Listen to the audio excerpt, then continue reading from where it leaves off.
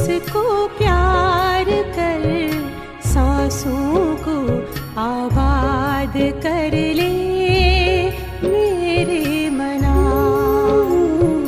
शिव बाबा को याद कर, जी भर उसको प्यार कर, सांसों को आबाद कर ले मेरे मना।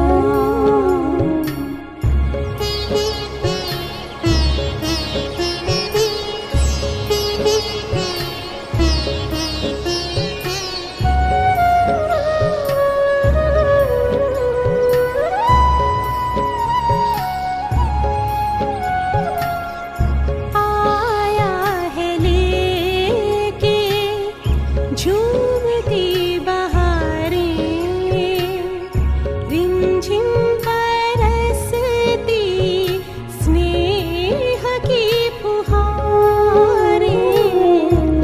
रंग निराला है रूप सलोना, दिल चाहे उससे जुदा कब न होना। अपना इंतजार कर, बैठना हिम्मत हार कर, प्रभु का तू दीदार कर ले मेरे मना। शिव बाबा को याद कर, जी भर उसको प्यार कर, सांसों को आबाद कर ले मेरे मना।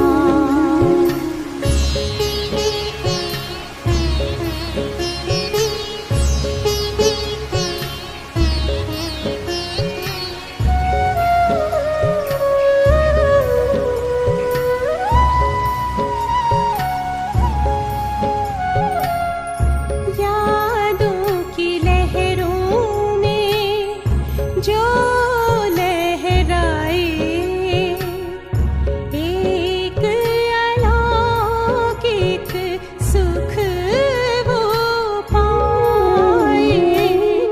शूली को कांटा कर दे, कांटे को जूही, पर्वत को राई कर दे, राई को रूई। दिल ही दिल में बात कर, मन में मुलाकात कर, खुद को तू आजाद कर ले मेरे मना। शिव बाबा को याद कर, जी भर उसको प्यार कर, सांसों को आबाद कर ले मेरे मना। सांसों को आबाद कर ले मेरे मना। सांसों को आबाद कर ले मेरे मना।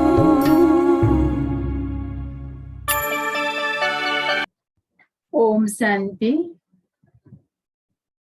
आज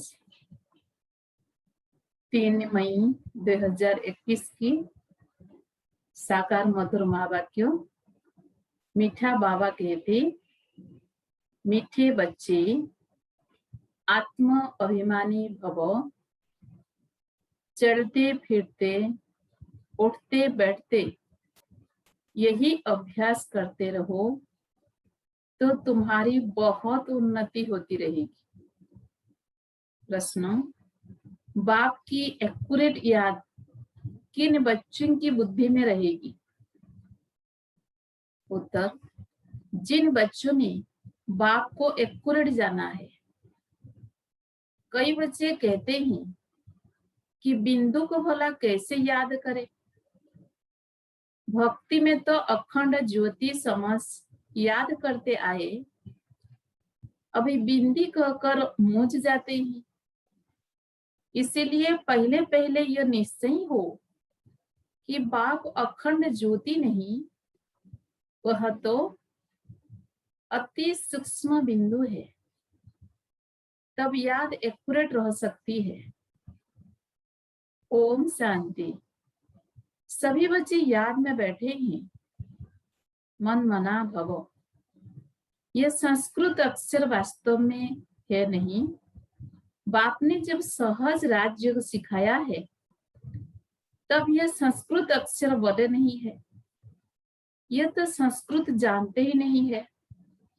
बाप तो हिंदी में ही समझाते हैं। भले यह रथ हिंदी, सिंधी तथा इंग्लिश जानने वाला है, परंतु बाप समझाते हिंदी में ही। जो जिस धर्म का है उनकी अपनी भाषा है। यहाँ हिंदी भाषा ही चलती है। यह भाषा समझना सहज है और यह स्कूल भी वंडरफुल है। इसमें कोई भी कागज, पेंसिल, पेन आदि की दरकार नहीं रहती है। यहाँ तो सिर्फ एक अक्षर को याद करना है,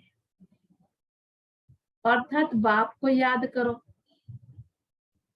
गॉड को अथवा ईश्वर को अथवा परमपिता परमात्मा को कोई याद न करे, यह मुश्किल है। याद सभी करते ही, परंतु उनकी पहचान नहीं है। बहुत बड़ी बात भी नहीं है। अहल्याएं, बूढ़ी बूढ़ी माताएं क्या समझेगी? यह तो बहुत ही सहज है। कई छोटे बच्चे भी समझ सकते हैं। बाबा अक्षर कोई नया नहीं है। शिव के मंदिर में जाते हैं तो बुद्धि में आता है कि यह शिव बाबा है, वह निराकार है। सभी मनुष्य मात्र बाबा कहते हैं। हम सर्व आत्माओं का बाप एक ही। सब जीव की आत्माएं जो शरीर में निवास करती है, बाप को याद करती है। सब धर्म वाले जो भी है, सब परमपिता परमात्मा को याद जरूर करते हैं। वो ही परमधाम में रहने वाला बाप। हम भी वहां के रहने वाले हैं। तब सिर्फ बाप को याद करना है। चाहते भी है हम पावन बने, बुलाते भी है, हे पतितों को पावन करने वाले आओ। नई दुनिया पावन थी, अब फिर पुरानी हुई है। इनको कोई नया नहीं कहेंगे। भारतवासी जानते हैं, नए भारत में देवी देवता राज्य करते थे। जब नया भारत था तो उसके आगे क्या था? संगम। इससे भी सहज कहना चाहिए। नए के आगे पुराना था। संगम का मनुष्य इतना सहज समझ नहीं सकते। न्यू वर्ल्ड, ओल्ड वर्ल्ड, इसके बीच को फिर संगम कहते हैं। बाप के लिए ही कहते हैं, हे पतित पावन आओ, आकर हमको पावन बनाओ। हम पतित बन गए हैं, नई दुनिया में कोई पुकारेंगे नहीं। अभी तुम्हारी समझ में आ गया है कि भारत पावन था। हे पतित पावन आओ, यह तो बहुत समय से बुलाते आए हैं। उनको यह पता नहीं कि पतित दुनिया कब पूरी होगी। कहते हैं शास्त्रों में ऐसे लिखा हुआ है कि अभी 40,000 वर्ष और कलयुग पतित दुनिया चलेगी। बिल्कुल ही घोर अंधियारे में ही। अभी तुम रोशनी में हो। बाप ने तुमको अब रोशनी में लाया है। ये 5,000 वर्षों में सृष्टि का चक्र पूरा होता है। कल की बात है, तुम राज्य करते थे बराबर। इन लक्ष्मी नारायण का राज्य था, स्वर्ग था। पावन दुनिया में कोई उपद्रववादी हो नहीं सकता। उपद्रव होता ही है रावण राज्य में। यहाँ तुमको बाप समझाते हैं, तुम सन्मुख कानों से सुनते हो। कौन सुनते हैं? आत्मा। आत्मा को बड़ी खुशी होती है, हमको बाप फिर से आकर मिला है, बाप से वर्षा लिया था, अब बाप कहते हैं मुझे याद करो। इसमें कोई लिखने पढ़ने की बात नहीं। जब कोई आते हैं तो पूछा जाता है आपका कैसे आना हुआ, तो कहेंगे यहाँ के महात्मा से मिलने। क्यों? तुमको क्या चाहिए बताओ? कोई भिक्षा चाहिए? सन्यासी हो तो रोटी टुकड़ा चाहिए। सन्यासी किसी के पास जाते हैं, वह रास्ते में मिलते हैं तो रिलीजियस मनुष्य समझते हैं ये फिर भी पवित्र मनुष्य है, इनको भोजन खिलाना अच्छा है। अभी तो पवित्रता भी नहीं रही है, बिल्कुल ही तमो प्रधान दुनिया है, इसमें बड़ी गंदगी है। मनुष्य कितना हैरान होते हैं। यहाँ तो हैरान होने की कोई बात नहीं है। बाप कहते हैं लिखने करने की भी बात नहीं है। यह पॉइंट्स आदि भी लिखते हैं धारणा करने के लिए। जैसे डॉक्टर लोगों के पास भी कितनी दवाइयां होती है, इतनी सब दवाइयां याद रहती है। बैरिस्टर की बुद्धि में कितनी लॉ की बातें याद रहती है। तुमको याद क्या करना है? एक बात सभी बड़ी सहज है। तुम कहते हो एक शिव बाबा को याद करो, वो कहते हैं शिव बाबा कैसे आएंगे? यह भी तुम्हारे सिवाय और किसी को पता नहीं है। ईश्वर कहाँ है? वह तो कहेंगे नाम रूप से न्यारा है, या फिर कह देते हैं सर्वव्यापी है। रात दिन का फर्क हो जाता है दोनों अक्षर में। नाम रूप से न्यारी तो कोई चीज है नहीं। फिर कह देते कुत्ते बिल्ली सब में परमात्मा है। दोनों एक दो के अपोजिट बातें हो गई है। तो बाप अपना परिचय दे कहते हैं मुझ बाप को याद करो। गाया भी जाता है सहज राज योग। बाबा कहते हैं योग का अक्षर निकाल दो, याद करो। जैसे छोटा बच्चा माँ बाप को देखने से ही झट गले लग जाता है। पहले सोच करेगा क्या कि हमारे माँ बाप है? नहीं, इसमें सोच करने की बात ही नहीं है। तुम्हें भी सिर्फ शिव बाबा को याद करना है। भक्ति मार्ग में भी तुम शिव पर फूल चढ़ाते आए हो। सोमनाथ का मंदिर कितना भारी बनाया हुआ है, जो बाद में मोहम्मद गजनी ने आकर लूटा था। सोमनाथ का मंदिर भारत में नामी ग्रामी है। सबसे पहले तो शिव की पूजा होनी चाहिए। बच्चों को यह सब नॉलेज अभी बुद्धि में आई है, फल पूजा आदि करते आए हो, परंतु तुमको यह पता ही नहीं था कि यह जड़ चित्र है। जरूर चैतन्य में आया होगा, तब तो वर्ष वर्ष शिव जयंती भी मनाते हैं। यह भी कहते हैं शिव परमात्मा निराकार है। आत्मा जानती है हम भी निराकार है। अभी तुम आत्मा अभिमानी बनते हो, बहुत सहज है। वो तो हमारा बाबा है, ज्ञान का सागर, सुख का सागर, पति पावन है। उनकी बहुत महिमा है। ब्रह्मा विष्णु शंकर की इतनी महिमा नहीं है, एक की ही महिमा गाते हैं। अब तुम बच्चे जानते हो बाबा आकर हमको वर्षा दे रही हैं। जैसे लौकिक बाप बच्चों का लालन पालन करते हैं, पढ़ाते नहीं है।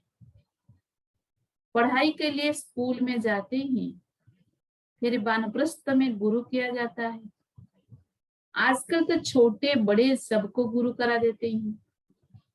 यहाँ तो तुम बच्चों को कहा जाता है शिव बाबा को याद करो, सबका हक है, सब मेरे बच्चे हैं। तुम्हारे में भी कई है जो अच्छी रीति याद करते हैं। कोई तो कहते हैं बाबा किसको याद करें, बिंदी को कैसे याद करें, बड़ी चीज को याद किया जाता है। अच्छा, परमात्मा जिसको तुम याद करते हो वो चीज क्या है? तो कह देते अखंड ज्योति स्वरूप है, परंतु ऐसे नहीं है। अखंड ज्योति को याद करना रंग हो जाता है।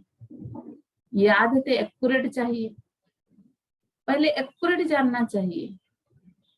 बाप ही आकर अपना परिचय देते हैं और फिर बच्चों को सारे सृष्टि के आदि मध्य अंत का समाचार भी सुनाते हैं, डिटेल में भी तो नॉर्सल में भी।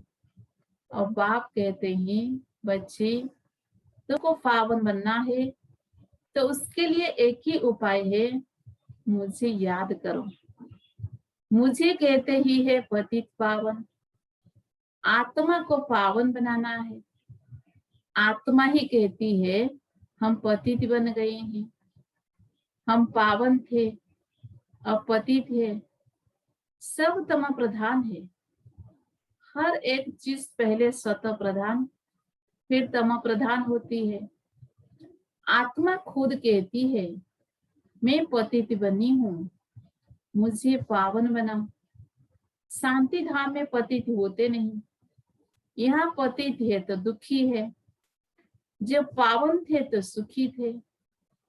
तो आत्मा ही कहती है हमको पावन बनाओ तो हम दुख से छूट जाए। तुम समझते हो आत्मा ही सब कुछ करती है, आत्मा ही जज बारिस्टर आदि बनती है। आत्मा ही कहती है मैं राजा हूँ, मैं फलाना हूँ, अब ये शरीर छोड़ दूसरा लेना है।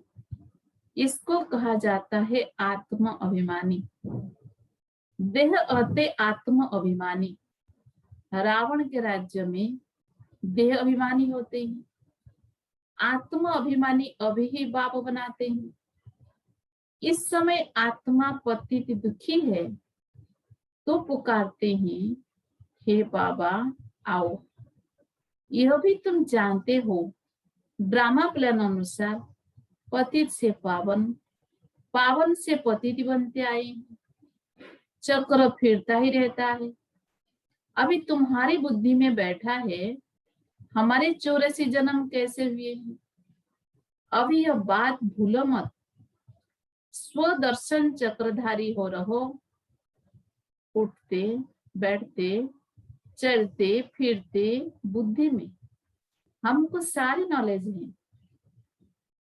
तुम समझते हो बेहद के बाप से हम बेहद का वर्षा ले रही हैं। बाप बच्चों को समझाते हैं कि तुमको एक बाप को याद करना है। बाप को याद करना रोटी टुकड़ खाना है बस। मीठे मीठे सिकिलते बच्चों को बाप घड़ी घड़ी कहते हैं बच्चे पेट के लिए सिर्फ रोटी टुकड़ खाना है, पेट कोई जास्ती खाता नहीं है। एक पाव आटे का खाता है, दाल रोटी बस। 10 रुपये में भी मनुष्य पेट भरता है तो 10,000 में भी पेट पालते हैं। गरीब लोग खाते भी क्या है, फिर भी हट्टे कट्टे रहते हैं। भिन्न भिन्न चीजें मनुष्य खाते हैं तो और ही बीमार पड़ जाते हैं। डॉक्टर लोग भी कहते हैं एक प्रकार का खाना खाओ तो बीमार नहीं होंगे। तो बाप भी समझाते हैं रोटी टुकड़ खाओ, जो मिले उसमें खुश रहो। दाल रोटी जैसी और कोई चीज होती नहीं, जास्ती लालच भी नहीं रहनी चाहिए। सन्यासी लोग क्या करते हैं, घर बार छोड़ जंगल में चले जाते हैं, तत्व को परमात्मा समझ याद करते हैं, समझते हैं ब्रह्म में लीन हो जाएंगे। परंतु ऐसे तो है नहीं। आत्मा तो अमर है, लीन होने की बात नहीं है। बाकी आत्मा पवित्र अपवित्र बनती है। तुमको कितना अच्छा ज्ञान मिला है, तुम ही प्रारब्ध भक्ति हो, फिर यह ज्ञान भूल जाता है, फिर सीढ़ी उतरनी होती है। अब तुम्हारी बुद्धि में सारा ज्ञान बैठा हुआ है, हम 84 जन्म कैसे भोगते हैं।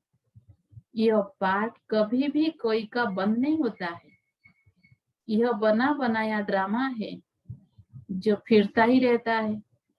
यह कह नहीं सकते कि भगवान ने कब कैसे कहाँ बैठ बनाया, नहीं, यह तो चला ही आता है।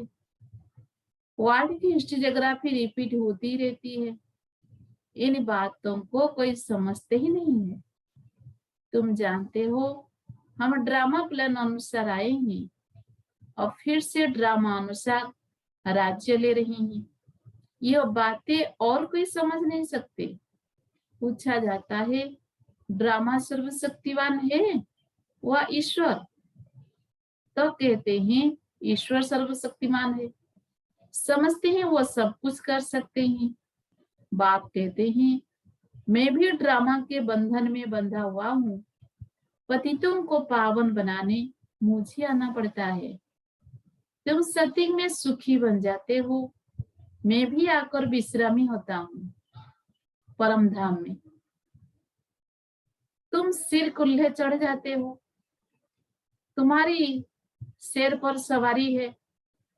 तुम जानते हो सेकंड बाय सेकंड जो भी चलता है वह ड्रामा की नोंद है।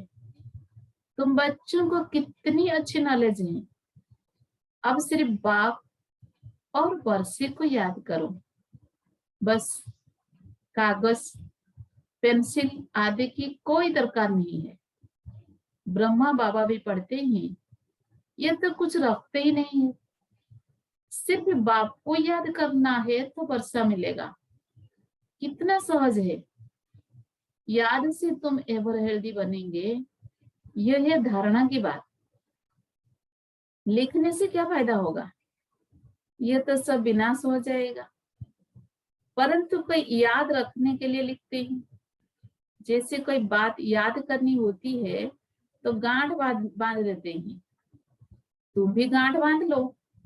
शिव बाबा और वर्षी को याद करना है, यह तो बहुत सहज है।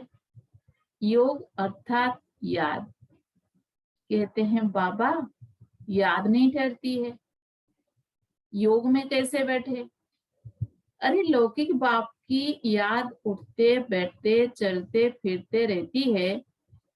तुम भी सिर्फ याद करो, बस बेड़ा पार है।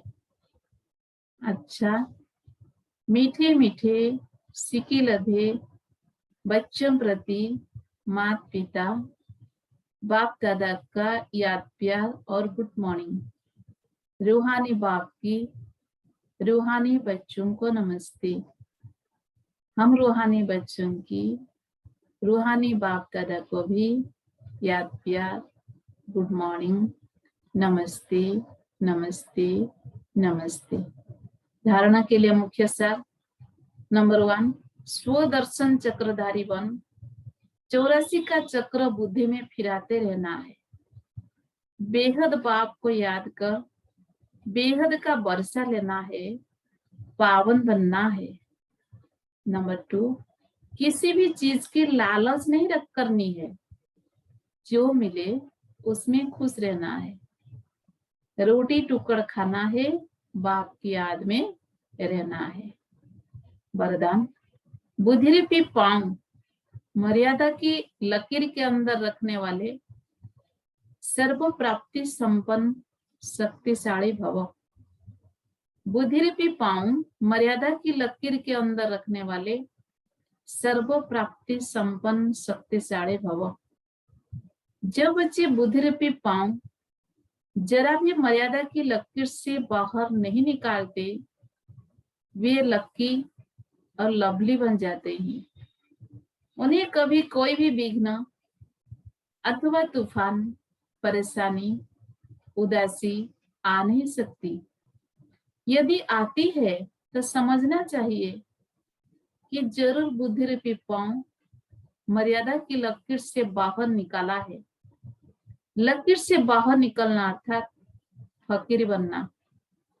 इसीलिए कभी फकीर अर्थात मांगने वाले नहीं, सर्व प्राप्ति संपन्न शक्तिशाली बनो।